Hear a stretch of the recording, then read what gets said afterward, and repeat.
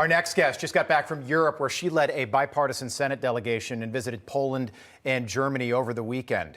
Joining us now is Iowa Senator and member of the Armed Services Committee, Senator Joni Ernst. So nice to see you again. Good morning.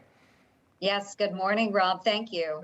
Here we are almost a month into this war, and members of Congress and the Senate have already been to parts of Eastern Europe. The president will go on Thursday. That will be day number 29 of this war.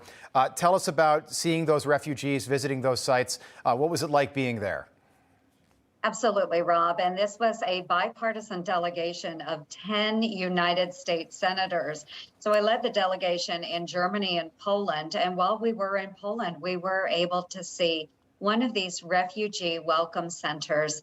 And honestly, Rob, it was pretty darn heartbreaking to see these women and children, these elderly people that had no homes. And they had very little hope at that point. Many of them had left their husbands behind to fight the war. Their communities were being shelled by the Russians. The only choice that they were given was to get their children out of the area to keep them safe. Many of them want to go back home, but they can't do that until the Russians are gone.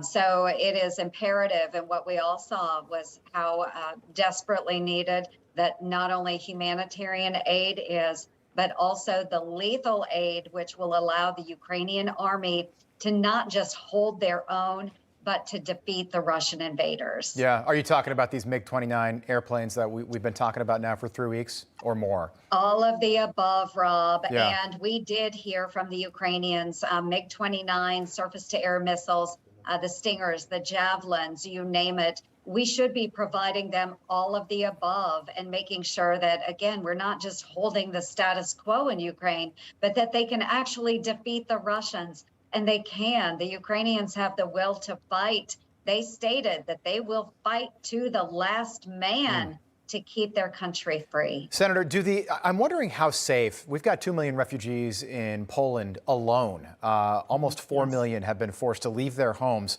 These people were living their lives, going to school, going to church, going to work a month ago, and they've been forced to flee their homes. The Ukrainian defense minister said that if this does not stop in Ukraine, it will continue on to NATO countries. Take a listen.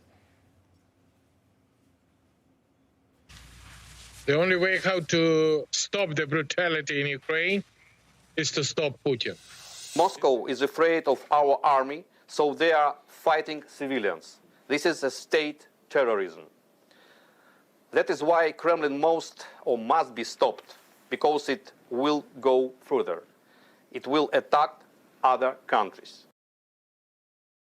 Did you get the sense, Senator, that these refugees, these poor people, families, did they feel safe in Poland, or do they feel like this is a temporary stop if Putin decides to continue on west? Well, they are comforted by being in Poland. They do feel much better there. And the reason they feel better in Poland is because they do believe that if one of the NATO countries were to be attacked, that Article 5 would be triggered and we would all join in the fight.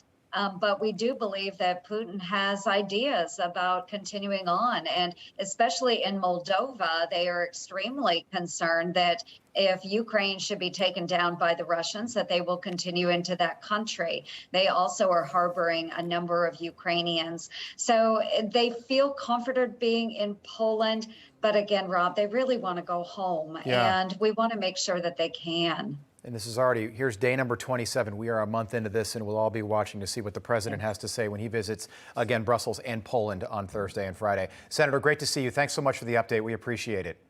Yes, thank you so much, Rob.